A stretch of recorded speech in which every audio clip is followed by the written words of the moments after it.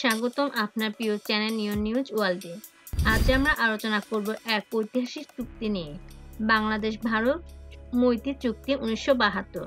এটি কি সত্যি এক মৈত্রী নির্দেশন, নাকি এর ভেতর লুকিয়ে আছে গোলামের শিকল? ইতিহাসের আলোকে সত্যতা জানার চেষ্টা করব। 1971 সালের মুক্তিযুদ্ধের পর বাংলাদেশের এক নবজাত রাষ্ট্র, একদিকে যুদ্ধ বিধ্বস্ত অর্থনীতি, অন্যদিকে আন্তর্জাতিক মানচিত্রে নিজের পরিচিতি গড়ে তোলার চ্যালেঞ্জ। মুক্তিযুদ্ধের সময় ভারত ছিল বাংলাদেশের অন্যতম প্রধান সহযোগী। যুদ্ধোত্তর সম্পর্ক মজবুত করতে 1972 সালের 19 মার্চ ঢাকা ও নয়াদিল্লিতে স্বাক্ষরিত হয় মৈত্রী ও সহযোগিতা চুক্তি। চুক্তির মূল উদ্দেশ্য ছিল এক, উভয় দেশের মধ্যে শান্তি, মৈত্রী ও সহযোগিতা নিশ্চিত করা। 2, আঞ্চলিক অখণ্ডতা ও সার্বভৌমত্ব বজায় রাখা।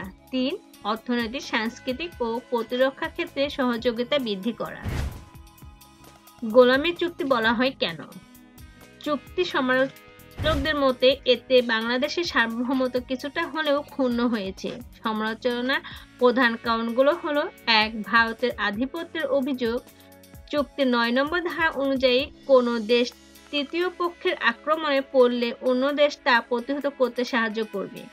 অনেকের মতে এটি বাংলাদেশের স্বাধীনতাকে সীমাবদ্ধ করে ভারত নির্ভরশীল করে তোলে।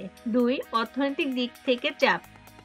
যুদ্ধ বিধ্বস্ত বাংলাদেশ ভারতের ওপর অত্যাধিক নির্ভরশীল হয়ে পড়ে, ফলে এই চুক্তি ভারতের অর্থনৈতিক প্রভাব বৃদ্ধির সুযোগ তৈরি করে।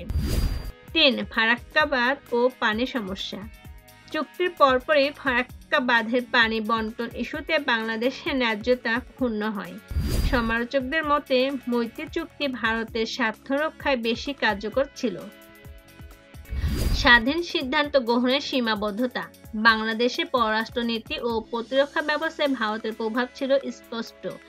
এর ফলে আন্তর্জাতিক অঙ্গনে স্বাধীনতার ক্ষুণ্ণ হওয়ার অভিযোগ ওঠে। ইতিহাস কি বলে? এই চুক্তির মেয়াদ ছিল 25 বছর। 1997 সালে এটি আর নবায়ন করা হয়নি। বিশেষজ্ঞদের মতে 1972 সালে বাংলাদেশের রাজনৈতিক ও অর্থনৈতিক বাস্তবতা বিবেচনায় চুক্তিটি এক প্রয়োজনীয় পদক্ষেপ ছিল, তবে দীর্ঘমেয়াদে এটি ভারসাম্যহীন সম্পর্কের প্রতীক হয়ে দাঁড়ায়। চুক্তি পুনর্মূল্যায়ন। বর্তমানে অনেকে বিশ্বাস করেন চুক্তিটি যদি সমতার ভিত্তিতে হতো তাহলে এটি আরও কার্যকর এবং স্থায়ী হতে পারত। তাহলে এটি কি শুধু মৈত্রী ছিল, নাকি তাতে গোলামের ছায়া ছিল? এই প্রশ্নের উত্তর নির্ভর করছে আপনার দৃষ্টিভঙ্গির উপর। তবে একটি বিষয় নিশ্চিত, ইতিহাস থেকে আমরা অনেক কিছু শিখতে পারি। আপনারা কি মনে করেন এই চুক্তি বাংলাদেশের জন্য আশীর্বাদ ছিল নাকি অভিশাপ? কমেন্টে জানাতে ভুলবেন না। চ্যানেলটি সাবস্ক্রাইব করুন এবং শেয়ার করে আমাদের আরও সমৃদ্ধ করতে সাহায্য করুন। এ পর্যন্ত ছিল আমাদের আজকের ভিডিও। আবার দেখা হবে নতুন একটি বিষয় নিয়ে। আল্লাহ হাফেজ।